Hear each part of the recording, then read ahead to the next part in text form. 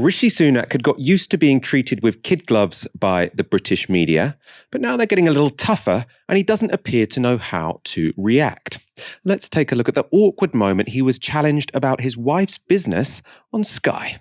You mentioned that, and you mentioned the pressure on Russia.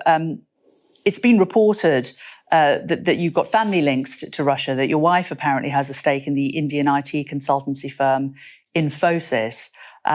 They operate in Moscow. They have an office there. They have a delivery office there. They've got a connection to the Alpha Bank in Moscow. Are you giving advice to others that you're not following in your own home? That's not. I'm an elected politician, and I'm here to talk to you about what I'm responsible for. My wife is not. She is not, but equally, if you as a country, we are asking taxpayers to fund the UK's support for Ukraine. We're asking people in the UK to give their homes up to Ukrainian refugees, whereas it appears your family potentially could be benefiting from Putin's regime. No, I don't think that's the case. And as I said, the operations of all companies are up to them. We've put in place significant sanctions, and all the companies that we are responsible for are following those, as they rightly should, sending a very strong message to Putin's aggression. Do you know if Infosys is?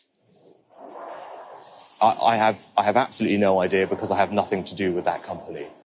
He didn't like that, did he? He also hadn't noticed before. He looked kind of hungover, really red eyes there.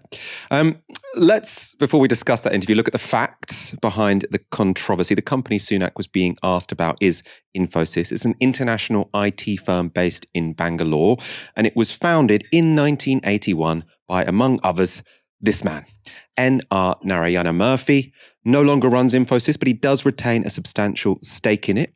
His net worth stands at an estimated $4.3 billion. Mr. Murphy's daughter is also involved in the company. Akshata Murphy owns around 1% of Infosys, and as was made clear in that interview, she's also Rishi Sunak's wife.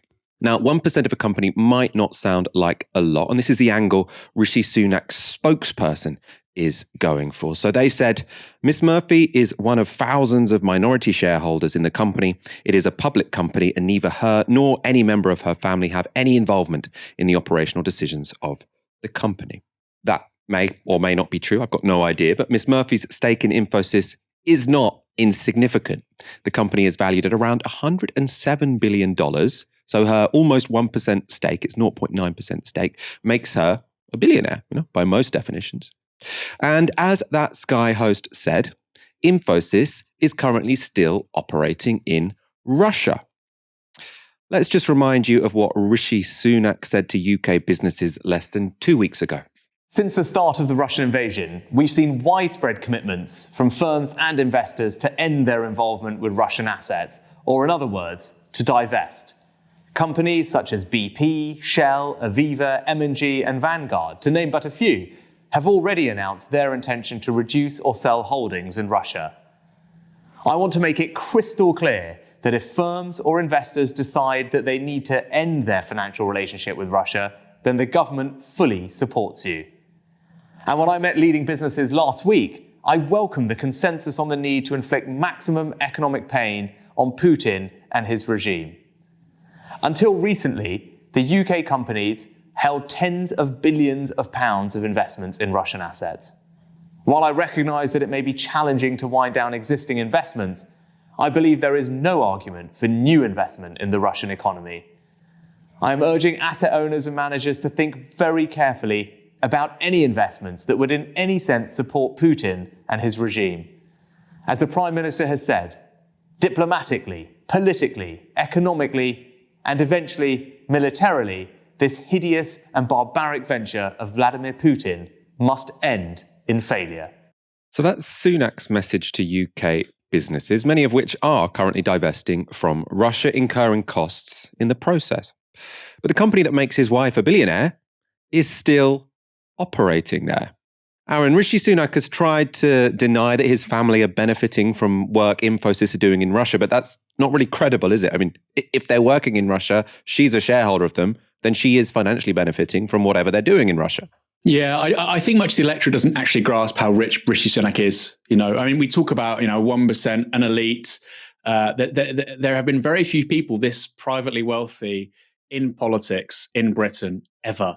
mean, a recent example would be Zach Goldsmith. I think he was reputedly worth between 200 and 300 million pounds. Sunak's in that league, and of course, it's his wife who's wealthy, and he's married into wealth, as well as being, quite successful himself in the financial services before becoming a politician. But he is married into major money. You talk about the Camerons.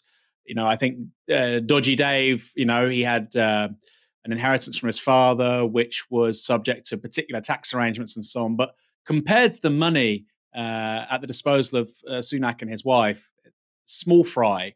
And I think for the media, sometimes that can be quite difficult to communicate.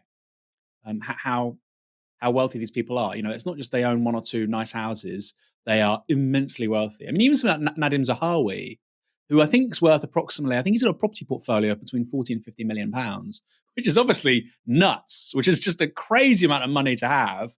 And this person's talking, how can we solve the housing crisis? Well, we could probably appropriate all your properties and maybe put them on the market, and that would be pushing things in the right direction.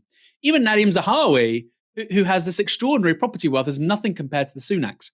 And as well as the media, I think it's also quite difficult for regular people to get it. Unless you live in London and you're looking literally at the city of London, these huge gleaming skyscrapers, and you see how these people live, it's very hard to comprehend. And I think, I won't say who this is, I didn't really understand it myself till a few years ago. I went to meet somebody. I was making a video for a think tank. I can say this. I used to work at IPPR, freelancing. I won't say the individual. And I went to this person's London flat. It was like walking into a department store, Michael. They had a gym the size of Novara has 2 studios in London. Put that together, it was like the gym was 5 times bigger. And I thought, whoa, these people are on another planet. I'm not going to do that millennial tick, say they're literally on another planet, because they're not literally on another planet, but they might as well be, Michael. So it's very difficult to communicate that level of wealth. Very, very hard also to politicize it, because to the average person, I'm from Bournemouth, the average person in Bournemouth, the guy 2 miles away with a nice house next to the golf course worth 700 grand, that's money. No, Rishi Sunak is on a whole other level. So apparently the Telegraph have recently revealed just now, in fact, that Rishi Sunak's wife was handed £12 million in dividends from Infosys last year. So she is. This is not just in the abstract that we can consider this her wealth because she owns these shares and it would hypothetically be worth this much money. No, she's accruing millions of pounds in income every year from a company that's currently operating in Russia. And I suppose let's just go through quickly sort of the defenses that Rishi Sunak has given and why they're bullshit. First of all, he says this is my wife, not me. The argument that this is my personal life. You have no right to ask about my loved ones. I'm the person who went into politics. They aren't. Well, this is a financial question that concerns your household. Now, most households, they kind of share money. Well, what is going to be her income is partly going to be Rishi Sunak's income. So it really is, our right as members of the public to know how people in Rishi Sunak's household are making money. We don't necessarily need to know their sexual kinks or their favorite TV shows, but where they are getting money from, I think that's a very reasonable thing to ask a politician. So I think that one should go out the window. The other argument that keeps coming up, this is what the spokesperson said, the quote that we showed you, is that she doesn't control the company. There's nothing to do with her. Well, if you are a shareholder with almost, what it seems to be $1 billion worth of shares, then you do have some influence over that company. And if Rishi Sunak was serious about businesses doing what he's telling them to do, then the very least that his wife should do is divest from that company. She should say, look, I happen to be married to the British Chancellor who is trying to persuade everyone to divest in Russia. So it would obviously be inappropriate for me to be profiting from a company that's operating in Russia. So what I'm going to do is divest my shares. That could even be, if Rishi Sunak and his family want some media advice, that would be a great story. Obviously now it would seem a bit too reactive if they got ahead of the news. If they'd done that the day after Rishi Sunak published that video, that would have been a really good news story for them. Instead, what we've got is Rishi Sunak looking incredibly shifty. It's an incredibly two-faced thing to do, to tell companies to do one thing and then to profit from your wife doing another thing.